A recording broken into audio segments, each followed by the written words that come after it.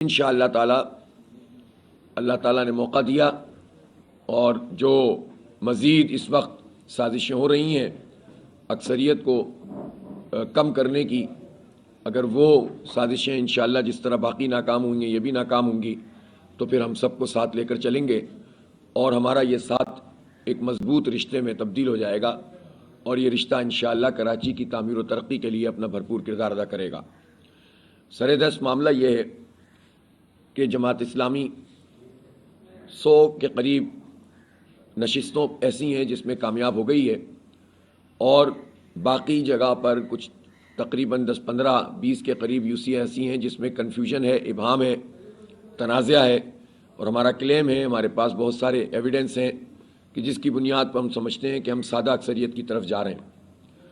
لیکن جو فارم 11 ہمارے پاس موجود ہیں جس پر رزلٹ پولنگ پریزائڈنگ افسر کے بنائے ہوئے اور دستخط شدہ موجود ہیں، وہ بڑی مشکل سے ہم نے حاصل کیے، اس لیے کہ پہلے مرحلہ تو یہ تھا کہ وہی رزلٹ فراہم نہیں کیے جا رہے تھے۔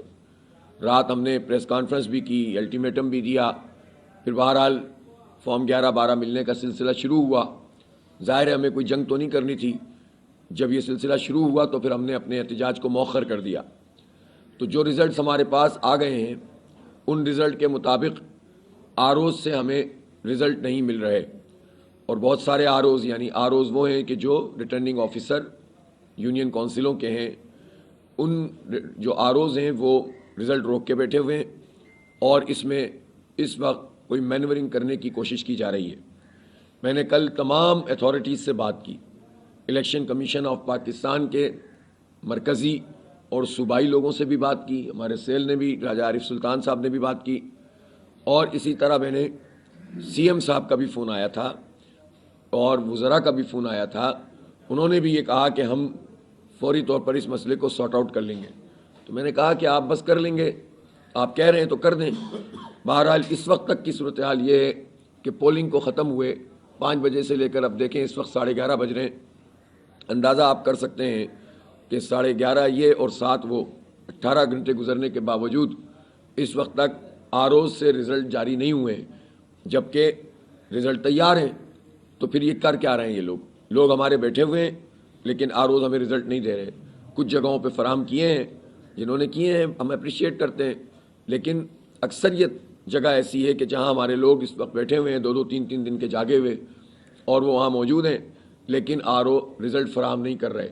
میں اس کی شدید مذمت کرتا ہوں اور الیکشن کمیشن آف پاکستان سے اور چیف الیکشن کمشنر سے مطالبہ کرتا ہوں کہ ہمیں یہ حق دیا جائے، اور جو آروز بھی جس پر ہمیں ہمیشہ سے تحفظات رہے، جو آروز بھی نتیجہ تبدیل کرنے کی کوشش کر رہے ہیں ان کے ہاتھ ابھی روکے جائیں۔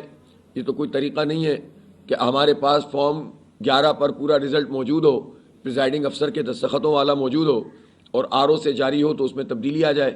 جب اس کو بدل دیں گے تو پھر ہم کہاں جائیں گے؟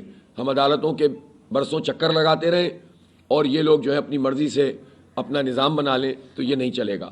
اگر جماعت اسلامی کے میئر کو آنے سے زبردستی روکا گیا تو جماعت اسلامی کے پاس سارے آپشنز موجود ہیں۔ میں کوئی ایسی بات نہیں کر رہا ہوں کہ جو خلاف واقعہ ہو، میں کوئی ایسی بات نہیں کر رہا ہوں کہ جو صرف ایک سیاسی بھڑک ہو، ریٹرک جسے کہتے ہیں، میں ایسی بات نہیں کر رہا ہوں۔ سیریس بات یہ ہے کہ ہم نے بہت محنت کی ہے، ہم نے بڑی تحریک چلائی ہے، ہم نے عوام سے رابطے کیے ہیں۔ ہم ایک پارٹی تھے جو الیکشن کرانا چاہتے تھے اور ساری پارٹیاں الیکشن نہیں کرانا چاہتی تھیں۔ کس طرح سے ہم نے محنت کر کے اور جد و جہد کر کے یہ الیکشن منعقد کروایا ہے، اور جب اس موقع پر الیکشن کمیشن نے اپنا کردار ادا کیا تو ہم میں اتنا حوصلہ موجود ہے کہ تمام تر شکایات کے باوجود ہم نے الیکشن کمیشن کی تعریف کی، تحسین کی، لیکن ہم یہ حق بھی رکھتے ہیں کہ جس مسئلے پر آپ اچھا کام کریں اور ہم آپ کی تعریف کریں تو جہاں آپ گڑبڑ کریں گے تو ہم اس کو ایکسپوز بھی کریں گے۔ ہم اسی لیے چاہتے تھے، کیونکہ اگر ہم الیکشن کمیشن پہ ہی بھروسہ کر لیتے اور فارم 11 نہ لیتے تو ہو سکتا ہے کہ ہمیں تو یہ بالکل ہی کنارے لگا دیتے۔ وہ تو اللہ تعالیٰ نے ہمارے کارکنوں کو حوصلہ دیا کہ وہ کھڑے رہے، ڈٹے رہے۔ میں آپ کو یہ ضرور کہنا چاہتا ہوں کہ بعض یونین کونسلیں ایسی ہیں کہ جہاں زبردستی یہ نتیجہ تبدیل کروایا گیا ہے۔ مثلا گلشن اقبال ٹاؤن میں UC 8 ہے، 7، جہاں باقاعدہ یہاں ہوا یہ ہے کہ جتنے نمبر آف ووٹ کاسٹ ہوئے اس سے زیادہ جو ہے وہ جو ہمارے اس کے فائل میں تھے اس سے زیادہ پرچیاں نکل آئیں. اس کا مطلب کیا ہے؟ اس کا مطلب یہ ہے کہ آپ نے دھاندلی کی ہے. تو جو آپ نے دھاندلی کی ہے اس کو ہم نے جب روکنے کی کوشش کی، اس پر اسٹینڈ لیا، تو پولیس کے ایس ایچ او کے ذریعے سے اور پریزائڈنگ افسر اور ڈبے کو اٹھا کے لے گئے. ایسے ہی طاہر بھائی، پریزائڈنگ عدیل Afzal S H O presiding افسر کو بھی لے گئے اور ڈبے کو بھی لے گئے. یہ نہیں چلے گا.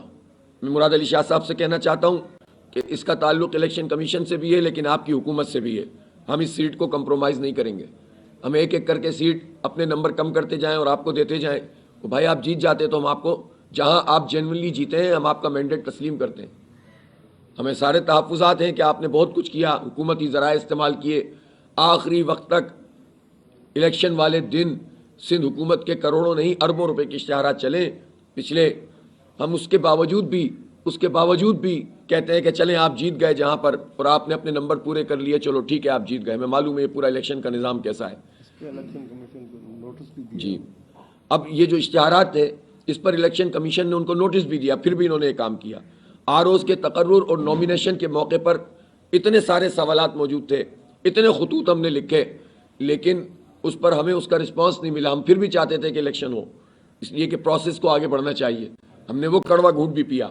ہمیں ڈیلیمیٹیشن پہ اعتراضات تھے لیکن ہمارے اعتراضات مان لیے جاتے شاید اگر اس وقت جو ہے وہ حکومت کے اتحادی مزید نہ ان کے ساتھ جا کے بیٹھتے اور وہ وقت گزار دیتے. لیکن بہرحال اس کے باوجود ہم الیکشن میں گئے. ہمیں ووٹر لسٹوں پر اعتراضات تھے اور وہ 2013 میں بھی تھے، 2018 میں بھی تھے، 2015 میں بھی تھے، اور تمام ضمنی انتخاب جہاں ہم نے تو حصہ نہیں لیا لیکن بہرحال اعتراض تو تھا، اور بلدیاتی انتخاب میں بھی تھے. لیکن ہم اس کے باوجود بھی ہم نے کہا کہ نہیں، پروسیس آگے بڑھنا چاہیے، لوگوں کو حق رائے دہی ملنا چاہیے، ان کا میئر منتخب کرنے کا حق ملنا چاہیے. اتنے کمپرومائزز کرنے کے بعد اور اتنی جو نامینیشن کے وقت لوگوں کے کو ڈسکوالیفائی کرنے کے لیے پورے حکومتی حربے استعمال کیے گئے، آر او کو استعمال کیا گیا، اس کی نشاندہی ہم کر چکے ہیں. اس سب کے باوجود اگر الیکشن ہو جائے اور لوگ ہمیں رائے دے دیں اور آپ اس رائے کے اوپر اگر شب خون ماریں گے تو ہم کیسے برداشت کر سکتے ہیں؟ ہم ناجائز بات نہیں کریں گے، ناجائز کلیم نہیں کریں گے. ہم یہ سمجھیں گے کہ جہاں ہمارے پاس ایویڈنس نہیں ہے وہاں ہم برداشت کر لیں گے، اگرچہ کہ یہ ذمہ داری الیکشن کمیشن کی ہے. صرف جماعت اسلامی کے ایویڈنس سے کام نہیں چلتا، یہ الیکشن کمیشن کی ذمہ داری ہے، پریزائڈنگ افسروں کی ذمہ داری ہے، ریٹرننگ آفیسروں کی ذمہ داری ہے کہ اگر کسی پولنگ ایجنٹ کے پاس بھی کوئی رزلٹ نہیں ہو، کوئی پولنگ ایجنٹ بھی نہ بیٹھا ہوا ہو، تب بھی وہ ایمانداری کے ساتھ پولنگ کرائیں. پولنگ ایجنٹ تو ایک اضافی چیز ہوتی ہے جو حالات پر نظر رکھنے کے لیے ہوتی ہے.